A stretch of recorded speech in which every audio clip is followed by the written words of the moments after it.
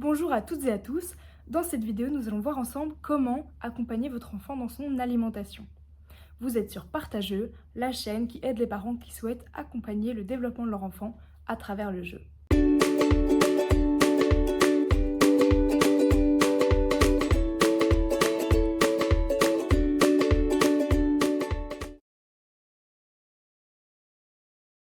Se nourrir, c'est un besoin vital.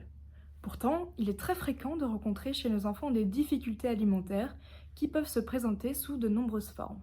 On peut notamment retrouver des problèmes de déglutition, des refus de manger, des douleurs buccales ou gastriques, une addiction au sucre et de la sélectivité alimentaire, donc des enfants qui ne veulent manger que certains aliments ou sous seulement certaines formes, en purée, mou, croquant, que des rouges, etc. On recommande de débuter la diversification alimentaire entre les 4 et 6 mois des bébés, notamment pour prévenir les allergies. L'idée, c'est d'amener de nouveaux aliments progressivement dans l'assiette de votre bébé, mais de varier. Donc, ce n'est pas l'idée de prendre des brocolis toute la semaine, mais plutôt, voilà, une fois des brocolis pendant 2 jours, puis des carottes, puis des bananes par exemple. Les études recommandent de d'abord le familiariser avec les légumes avant le sucré, étant donné la forte appétence de l'homme pour le sucre. D'abord en panade ou en version molle, puis à partir de 6 mois, on peut intégrer des morceaux solides et des viandes. Certains enfants peuvent présenter de la néophobie alimentaire, qui signifie la peur ou le refus de goûter des aliments nouveaux ou inconnus. Elle apparaît souvent entre 2 et 6 ans. On connaît le cliché des enfants qui n'aiment pas les épinards et piquent des crises à la vue d'un simple légume vert dans leur assiette. Il y a souvent de résistance face à de nouvelles couleurs, textures, odeurs, goûts, ce qui est plutôt normal parce que c'est notre instinct primaire qui nous alerte de l'inconnu et donc d'un potentiel danger. L'enfant doit voir ce qu'il mange.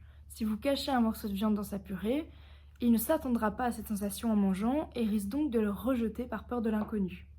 C'est pour ça qu'on voit de plus en plus apparaître la DME, donc la diversification alimentaire menée par l'enfant, qui consiste à laisser l'enfant approcher les aliments par lui-même et les manger de façon autonome avec les mains.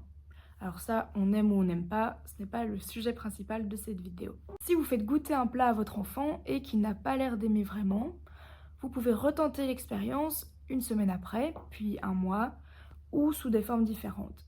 On ne doit pas le forcer, c'est normal de ne pas tout aimer, donc on y va progressivement et surtout on s'adapte à ce qu'il nous montre.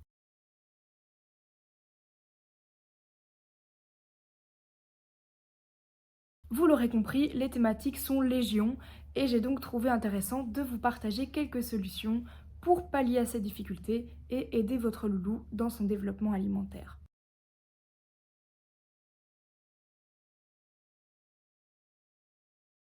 Alors tout d'abord, bien sûr, on a déjà les imagiers des légumes, des fruits, etc.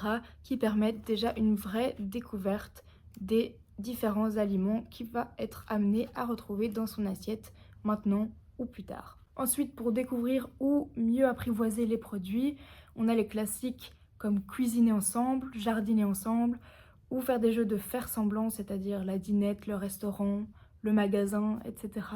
C'est vraiment l'idée de donner un rôle à votre enfant pour le motiver à explorer ces nouvelles saveurs, ces nouvelles textures, etc. On peut retrouver énormément d'aliments en bois ou en plastique. Ici par exemple, c'est un jeu où il faut trier les fruits et légumes par couleur, mais il existe aussi des versions, par exemple, à découper avec un petit couteau.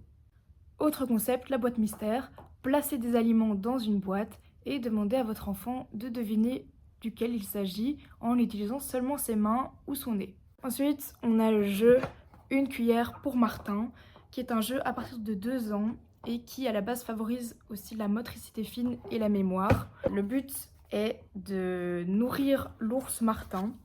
On a une cuillère, une assiette, un dé et des aliments. Et il y a ainsi plusieurs variantes de jeu qui permettent d'avoir différentes approches des aliments. Certains enfants présentent une hyper ou une hyposensorialité de la bouche, c'est-à-dire qu'ils risquent soit d'avoir vite mal et être vite gênés lorsqu'ils mangent, ou au contraire de ne prendre aucun plaisir parce qu'ils ne ressentent pas assez de sensations. Dans le cas d'une hyposensorialité, on a des anneaux de dentition, donc c'est pour faire les dents des bébés et stimuler aussi la sphère orale. Il y a plusieurs textures et certains sont ludiques. Pour une quinzaine d'euros, vous pouvez vous procurer cet appareil qui offre des vibrations à différents degrés.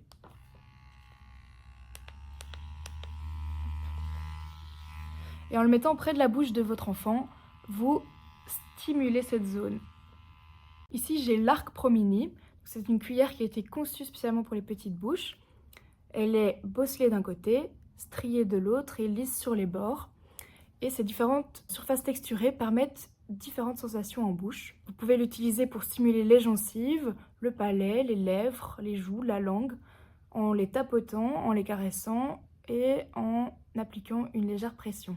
Si votre enfant refuse la cuillère, vous pouvez stimuler son palais et sa langue avec votre doigt pour l'habituer progressivement à avoir ce genre de sensation en bouche. Et vous pouvez aussi le laisser approcher par lui-même la cuillère. Ou utiliser les cuillères Easy.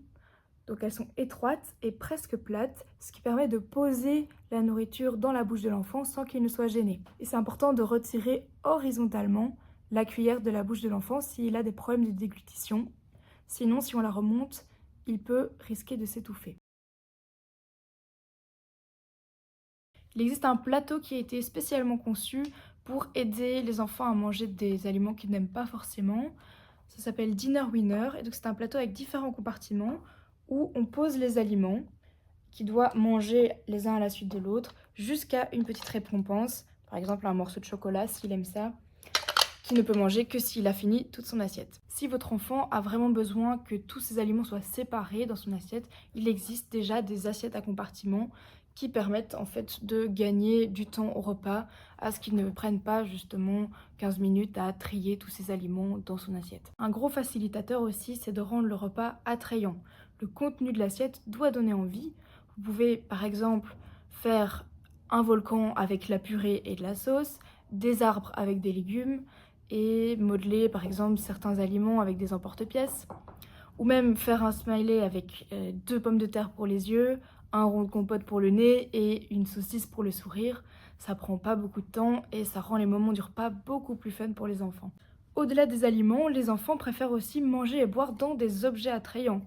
Quand vous étiez petit, vous préfériez sûrement boire dans un petit gobelet avec des chouettes motifs ou même votre héros préféré plutôt que dans un bête vert transparent. Il existe toutes sortes d'ustensiles adaptés pour les enfants, que ce soit des couverts tordus, des gobelets déformés qui permettent d'aider à boire plus facilement, hop, des assiettes rigolotes, des chaises hautes, etc.